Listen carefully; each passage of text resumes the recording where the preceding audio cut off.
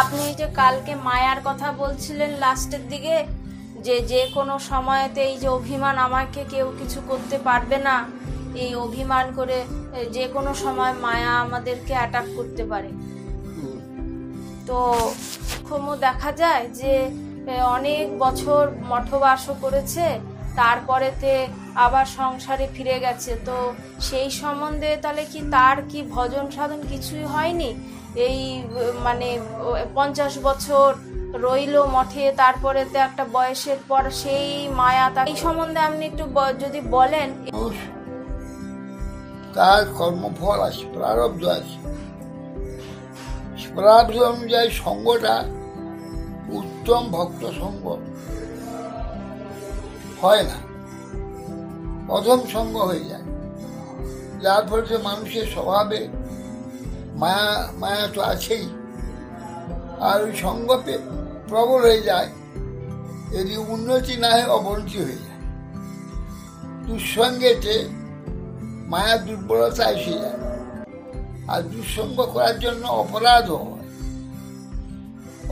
হয়ে যায়, যার ফলে দুঃসঙ্গ ব্যক্তিগণ নিজে ভুল করেনি, ঠিক করেছে মঠ ওখানে ভালো নয়, মঠটা খারাপ, কি গুরুদেব খারাপ, কি আশ্রম খারাপ, এইসব বলে নিজেকে রক্ষা করে নিজে যে খারাপ, তার নিজের দুঃস্বভাব এবং দুর্গুণের জন্য সে ভ্রষ্ট হয়েছে, সে সেটাকে মানবে না, যাতে নাকি তার কোনো দোষ নাই, দোষ হল যে আশ্রমের দোষ। এই দেখাতে গিয়ে আশ্রমের নিন্দা, ভক্ত নিন্দা, গুরু নিন্দা হয়ে যায়, পরমার্থ নিন্দা হয়ে যায়। সেই নিন্দার ফলে ওর চিত্ত আরো বেশি হয়, নিচগামী হয়ে গিয়ে সম্পূর্ণ ভ্রষ্ট হয়ে যায়। পরবর্তীকালে আবার ও বিষয় ঘরে জন্ম হবে, ভয়ানক বিষয় ঘরে যাবে, যে বিষয় সঙ্গ করে তার বুদ্ধি নষ্ট হয়েছিল, ওই বিষয় আবার ঘাড়ে আসবে। এই করতে করতে যদি আবার কোনো অনুকূল অবস্থাতে কোনো ভক্ত সঙ্গ হয়, আবার ভোজন করতে আরম্ভ করবে। কত জন্ম লেগে যাবে ঠিক নেই, ওটা কিন্তু সর্বনাশ হয়ে যাবে, পতন হয়ে গেল। দোষ কারণ নাই, দোষ ভক্তেরই দোষ, নিজেই অন্যায় করেছে, সৎসঙ্গ করেনি, অসৎ ব্যক্তি সঙ্গ করেছে, যার ফলে বুদ্ধি ভ্রষ্ট হয়ে।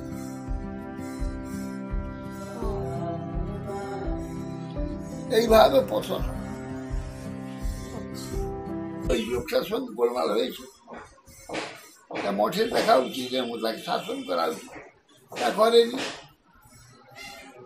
ওইসব প্রশ্রয় দান করে দেওয়া, গল্প করা, রাত্রি 9:30, 10টা, এগুলো নষ্ট হয়ে গেছে, ওটা নষ্ট হয়ে গেছে, ওই মেয়ে নষ্ট হয়ে গেছে, ওই ব্রহ্মচারী নষ্ট হয়ে গেছে। পাওয়ার কি একমাত্র উপায় এই সাধু সঙ্গই?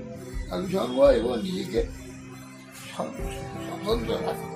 হ্যাঁ, স্বতন্ত্র রাখা, স্বতন্ত্র রাখা। হ্যাঁ, ওদের সঙ্গে না মিলা, ওইসব ঘর ছাড়া লোক, সব পুরুষগুলো, ওইগুলো স্ত্রীর দিকে আকৃষ্ট বেশি, ওদের সঙ্গে একদম সঙ্গ করা চলবে, ওদের সঙ্গ করে ধ্বংস, ওই সঙ্গে কথা বলা বেশি, আদান প্রদান, এটা এনে দাও, ওটা এনে দাও, এইসব বলা। কোনো মেয়ে ছেলেদের এইসব করা উচিত, কোনো ছেলেদের করতে গেলে সময় একটা মায়াতেই মানে বিবাহিত হয়ে রয়েছে, সে 50 কি 60 কি, সবসময় মোহিত হয়ে আছে না? একটু দুর্বল মুহূর্তে আইলে হলো।